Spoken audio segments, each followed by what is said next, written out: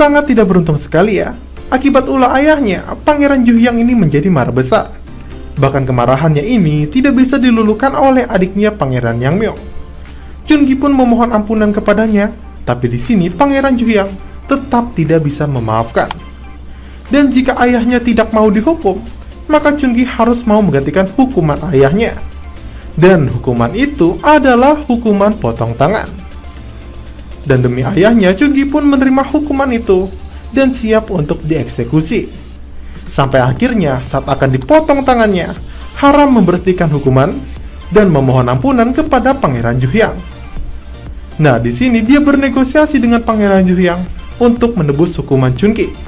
Salah satu caranya dengan menukar hukuman tersebut dengan 300 karung beras yang harusnya itu diberikan kepada Chungi sebagai bayaran lukisannya.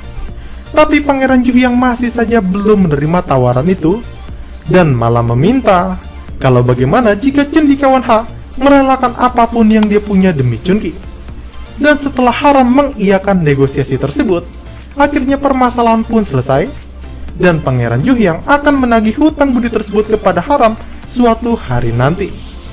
Yang menurut Mimin, nantinya Pangeran Juhyang akan meminta Haram ada pada pihaknya dalam mengkudeta putra mahkota nantinya. Ketika malam hari, akhirnya rencana adu domba Haram terwujud. Pangeran Juhyang yang merasa dikhianati oleh petugas Kim langsung menyuruh anak buahnya untuk memburunya. Dan akhirnya dia tewas sesuai karmanya kepada ayahnya Haram, yakni terjatuh dari atas tebing. Dan di sisi lain, di kediamannya, Haram telah mengeliminasi papan nama petugas Kim, lalu memilih korban selanjutnya.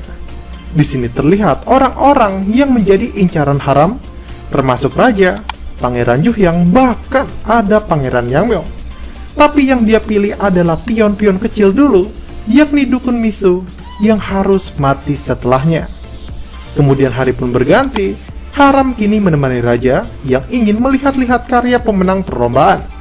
Dan di sini akhirnya Haram tahu kalau maksud Raja melakukan perlombaan adalah demi mencari pelukis berbakat untuk menggambar lukisan Raja terdahulu. Dan dari pertanyaan Haram di dalam hatinya ini, menandakan kalau Haram belum tahu kisah lukisan Raja terdahulu dan iblis yang bersemayam pada lukisan tersebut. Tak hanya Haram yang penasaran, melainkan kubu Pangeran Juhyang pun mencari tahu alasan Raja mencari pelukis berbakat.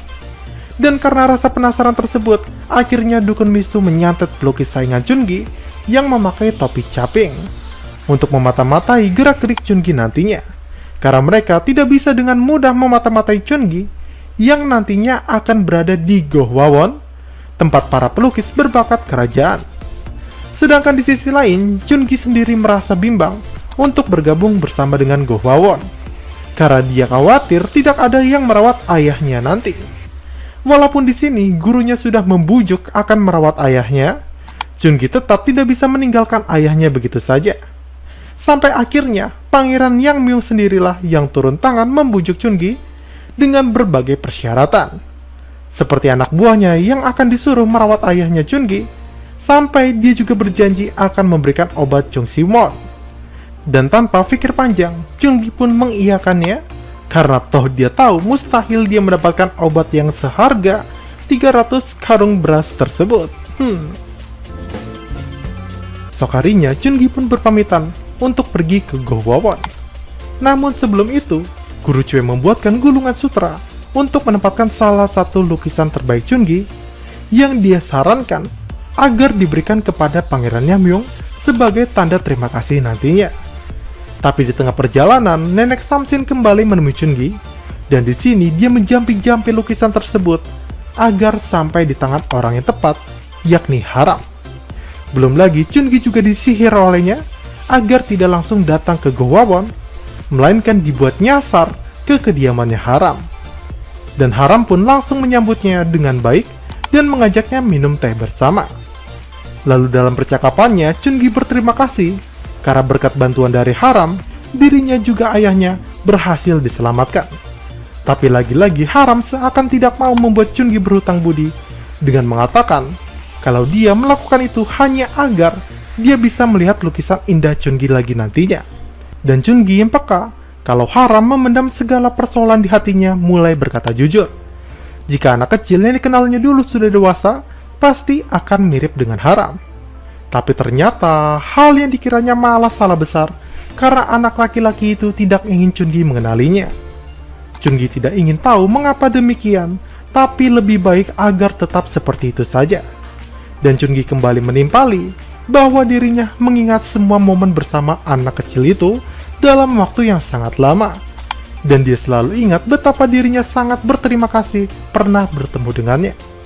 Dan semua kenangan itu akan selalu diingat sebagai kenangan indah, sambil berharap jika suatu saat anak itu membutuhkannya, Chun-gi akan selalu ada untuk menunggunya.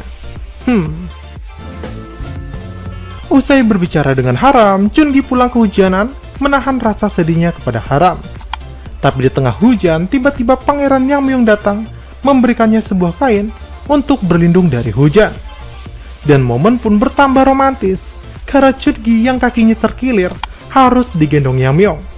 Sampai akhirnya tiba-tiba Haram sudah ada di depan mereka, membawa payung sembari mengatakan, "Maafkan aku, Yang Mulia, aku bertemu dengannya terlebih dahulu."